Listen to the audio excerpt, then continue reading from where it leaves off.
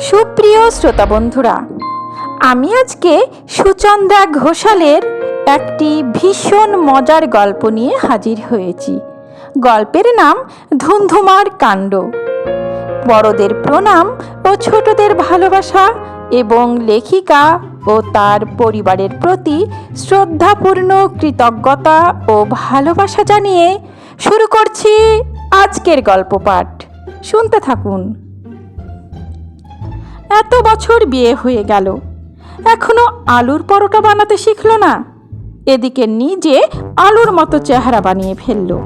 Shashibhushan dining টেবিলে প্লেটের ওপর আলুর পরোটাটা নিয়ে নাড়াচাড়া করতে করতে নিজের মনে গজরাতে লাগলো। কি বলছিলে গো? রান্নাঘর থেকে তোমার বিড়বিড়ানি কানে সোজা এসে বাউন্স করলো। শুনলুম আমার চেহারা নিয়ে কি যেন একটা বললে। গোদাবরী গরম খুন্তিটা নিয়ে নাকের কাছে ধরে জিজ্ঞেস করতেই শশী ভ্যাবাচাকা খেয়ে গেল। এই রে, কেলো করেছে, শুনতে পেয়ে গেছে মনে হয়।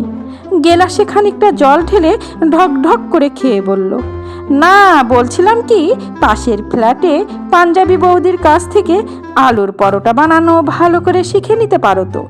ওরা তো এটাতে স্পেশালিস্ট। আহা, তোমার মনে আছে গোদাবরী, গত বছর ভাটিয়া বৌদির বাড়িতে নিউ ইয়ার পার্টিতে বৌদি কেমন নরম তুলোর মতো হাতে নরম নরম আলুর পরোটা বানিয়েছিল? শশীভূষণ আবেগে চোখ বুজে ফেলে।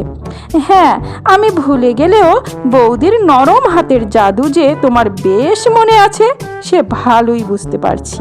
ওই জন্যই তো আমার হাতের আলুর পরোটা মুখে রোচে না। তা অতই যদি দরদ, তুমি বৌদির হাতেই পরোটা খেয়ে এসো। গোদাবরী মুখ ঝামটা দেয়। হ্যাঁ হ্যাঁ, তাই খাবো। বউ যদি নিজের চেহারার মতো মোটা মোটা কাঁচা কাঁচা পরোটা বানায়, সে কি মুখে তোলা যায়? আমি আজ কিছুই খাবো না, এই আমি অফিস চললুম। শশী রাগের মাথায় পরোটাগুলো ছুঁড়ে ফেলে ব্যাগ নিয়ে অফিস বেরিয়ে পড়ল। ভালো হবে না বলে দিচ্ছি, এর ফল তোমায় ভোগ করতে হবে। গোদাবরী ও চিৎকার শুরু করে দিল। পাশের ফ্ল্যাটের ভাটিয়া বৌদি কান খাড়া করে ওদের ঝগড়া শুনছিল। রমলা ভাটিয়ার স্বামী আর্মিতে আছেন, কাশ্মীরে পোস্টেড। 6 মাসে 9 মাসে একবার আসেন। ছেলে ইঞ্জিনিয়ারিং পড়তে ব্যাঙ্গালোরে, তাই নিজের অফুরন্ত ফ্রি টাইম লোকের বাড়ির পিএনপিসি অর্থাৎ পরনিন্দা পরচর্চাতে ব্যয় করেন। শশীভূষণ আর গোদাবরীর দাম্পত্য কলহ তার টাইম পাসের একটা প্রধান উপকরণ। মাঝে মাঝে তিনি ঝগড়ার ভেতর মা মনসার ধুনোর গন্ধ দিয়ে তার গতিবেগের তীব্রতা পর্যবেক্ষণ করে মনে মনে বেশ আনন্দ পান। রমলা ভাটিয়া যখন শুনলেন শশীভূষণ আলুর পরোটা না খেয়েই অফিস চলে যাচ্ছেন, তখন তিনি যাওয়ার পথে সিঁড়িতে দাঁড়িয়ে শশীর হাতটা পট করে ধরে বললেন, ভাইয়া ভাইয়া, আজ আমি আলুর পরোটা বানিয়েছি, একটু টেস্ট করে দেখবেন নাকি? পেটুক শশী আর নিজেকে সামলাতে পারল না। খিদের চোটে পেট চুইচুই করছে, তার ওপর পরোটা খায়নি বলে গোদাবরী চাটাও উঠিয়ে নিয়ে গেছে। মাথাটা হেব্বি ধরেছে। শশী একটা কাষ্ঠ হাসি হেসে বলে, হ্যাঁ হ্যাঁ, নিশ্চয়। এত যখন বলছেন, না খেলে আপনি দুঃখ পাবেন, তা কি হয়? বলে শশী ভাটিয়া বৌদির ঘরে খেতে বসে। এদিকে স্বামী না খেয়ে অফিস চলে যাওয়ায় গোদাবরীর মনটা বিষণ্ণ হয়ে পড়ে। যতই হোক ভারতীয় নারী, স্বামী তাদের কাছে দেবতার সমান। গোদাবরী নিজের ওই চণ্ডালের রাগের জন্য আফসোস করে। সত্যি রাগলে আমার মাথায় ঠিক থাকে না। শশীভূষণের ওপর ওই রকম চোটপাট করা উচিত হয়নি। বেশ যত্ন করে আলু সেদ্ধ করে মশলা দিয়ে কষে পুর বানিয়ে আলুর পরোটা বানিয়েছিল। ময়দাও ঠেসে ঠেসে মেখেছিল। কিন্তু কি যে হয়, পরোটাগুলো মোষের চামড়ার থেকেও মোটা হয়, শক্ত মতো হয়ে যায়। শশীকে দোষ দিয়ে কি হবে? সে নিজেও মুখে তুলতে পারেনি। না, এক্ষুনি ভাটিয়া বৌদির কাছে গিয়ে ভালো করে আলুর পরোটাটা শিখে আসতে হবে। তারপর শশীভূষণ অফিস থেকে ফিরলে তাকে ভাটিয়া বৌদির হাতের মতন নরম আলুর পরোটা খাইয়ে তাক লাগিয়ে দেবে। যেমন ভাবা তেমনি কাজ। গোদাবরী আলুর পরোটার জন্য যা যা উপকরণ লাগে, যেমন ময়দা, ঘি, আলু সেদ্ধ, মশলাপাতি নিয়ে ভাটিয়ার ফ্ল্যাটে বেল বাজায়।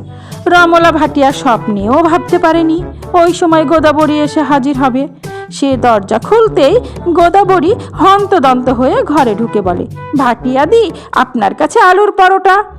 কথা শেষ করতে পারে না, যখন দেখে শশী ডাইনিং টেবিলে বসে আছে, সামনে আলুর পরোটা।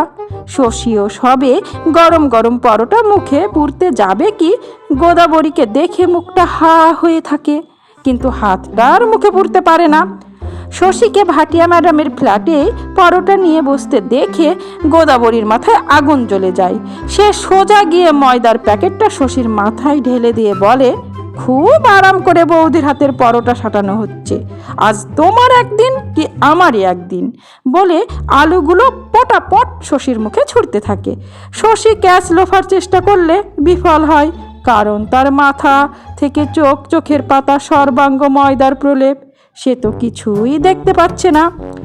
এই রকম ধুন্ধুমার কাণ্ড দেখে ভাটিয়া ম্যাডাম ছুটে এসে গোদাবরীকে শান্ত করার চেষ্টা করেন, কিন্তু গোদাবরীর মাথার পোকা একবার নড়ে চড়ে বসলে সে তাণ্ডব না করে ছাড়ে না, সেটা শশী বেশ ভালো করেই জানে।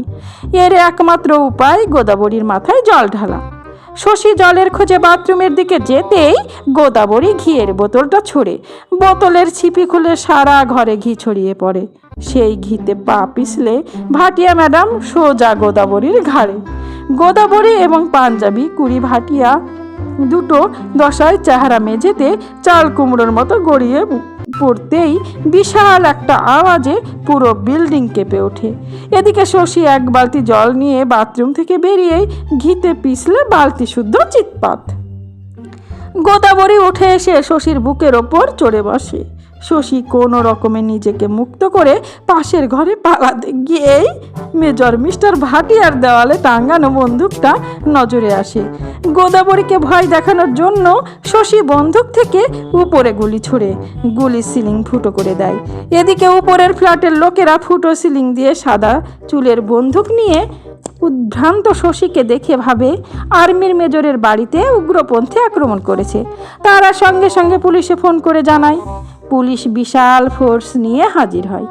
এরই মধ্যে সোশ্যাল মিডিয়ায় ব্যাপারটা জানাজানি হতেই সাংবাদিক, টিভি চ্যানেল, যত সংবাদ মাধ্যম আছে তারা এসে আবাসনে ভিড় করে। পুলিশ রমলা ভাটিয়ার ফ্ল্যাটে দরজা ভেঙে ঢুকে পড়ে। ইন্সপেক্টর রিভলভার তাক করে হুমকি দেয়, কেউ যদি এক পাও নড়াচড়া করেন তাহলে কিন্তু গুলি চালাতে বাধ্য হব। পুলিশ পুলিশ পুলিশ কি করে এলো? রমলা ভাটিয়া মেঝে থেকে গা হাত পা ঝেড়ে উঠে আসেন। ম্যাডাম ম্যাডাম, আপনার কোনো ভয় নেই, আমরা এসে গেছি, এক্ষুনি উগ্রপন্থীকে ধরে ফেলবো। ইন্সপেক্টর ভরসা দিতে এগিয়ে আসেন। রমলা ভাটিয়া তো আকাশ থেকে পড়েন। উগ্রপন্থী? কে উগ্রপন্থী? তিনি অবাক হয়ে প্রশ্নটা করতেই সর্বাঙ্গে সাদা ময়দা মাখা হাতে বন্দুক নিয়ে শশী এ ঘরে আসে। ওই তো উগ্রপন্থী, সবাই এসো, পাকড়াও। ইন্সপেক্টর এগিয়ে যেতেই রমলা ভাটিয়া দুটো হাত প্রসারিত করে ওদের বাধা দিয়ে বলেন, আরে থামুন, উনি উগ্রপন্থী কেন হবেন? উনি তো আমার প্রতিবেশী শশীভূষণ সমাদ্দার। ইতিমধ্যে ক্লান্ত শ্রান্ত গোদাবরীও তার দশাশই চেহারাটাকে টানতে টানতে এ ঘরে নিয়ে আসে। তাকে দেখিয়ে রমলা ভাটিয়া বলেন, আর উনি হলেন ওনার স্ত্রী গোদাবরী সমাদ্দার।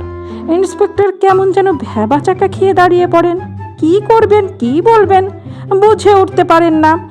এদিকে দরজা খোলা পেয়ে কাগজের সাংবাদিক, টিভি চ্যানেলের রিপোর্টার সবাই ভেতরে এসে গন্ডগোল পাকাতে শুরু করে। কেউ কেউ আবার লাইভও করতে থাকে। রমলা ভাটিয়া বেশ চালাক চতুর মহিলা। তিনি ভাবেন কিছু একটা করে এদের না ভাগালে এই ব্যাপারটা এত প্রচার হয়ে যাবে যে তিনি আর মুখ দেখাতে পারবেন না। তিনি চোখ মুখ কুঁচকে বলেন, আরে একটা হনুমানের বিশাল গ্যাং আমার ঘরে ঢুকে পড়ে, তছনছ করে দিচ্ছিল। তখনই আমি ওনাদের ডাকি, আর হনুমানগুলোকে বন্দুক দিয়ে ভয় দেখিয়ে তাড়াতে গিয়ে ওনার হাত ফসকে গুলি বের হয়ে যায়। আর ওনার সাদা মাখা? একজন প্রশ্ন করলে রমলা বলেন, আরে এইটুকু বুঝলেন না? হনুমান তাকের উপরে চড়ে ময়দার কৌটো ফেলে দিতেই ওনার মাথায় পড়ে। আহারে বেচারা। সাংবাদিকরা মুখরোচক খবর জোগাড় করতে না পেরে হতাশ হয়ে প্রশ্ন করে, আর হনুমানগুলো? আরে এই বুদ্ধিটা আপনাদের মাথায় নেই? তাদের তো শশীবাবু তাড়িয়েই দিয়েছেন। শেষমেশ অনেক কষ্টে রমলা ভাটিয়া ওদের বাড়ি থেকে ভাগাতে সক্ষম হন। তারপর শশীভূষণ আর গোদাবরীর দিকে চেয়ে বলেন, দেখছেন, একেই বলে বুদ্ধি। আপনাদের তো সেটা ঘটে নেই, খালি বোকার মতো ঝগড়া করেন। যাই হোক, এবার আপনারা আসতে পারেন। গোদাবরী ও শশীভূষণ গুটি গুটি দরজার দিকে পা বাড়ায়। দেখলে তোমার রমলা বৌদি শুধু নরম নরম আলুর পরোটাও বানাতে পারেন তাই নয়, গালে বেশ থাপ্পড়ও কষাতে পারেন। গোদাবরী শশীকে বলে, মুখটা বেঁকিয়ে ঘরে ঢুকে পড়ে। শশী মাথা থেকে ময়দা পরিষ্কার করতে করতে বিড়বিড় করে বলে, আলুর পরোটাও বানাতে পারে না, আবার বৌদির মতো চালাকও নয়, বোকা বউ একটা। সমাপ্ত। গল্প ধুমধুমার কাণ্ড। কলমে সুচন্দ্রা ঘোষাল, কণ্ঠে আমি রোজি। আমার গল্প পাঠ যদি আপনাদের ভালো লেগে থাকে তাহলে চ্যানেলটি সাবস্ক্রাইব করে পাশে থাকবেন।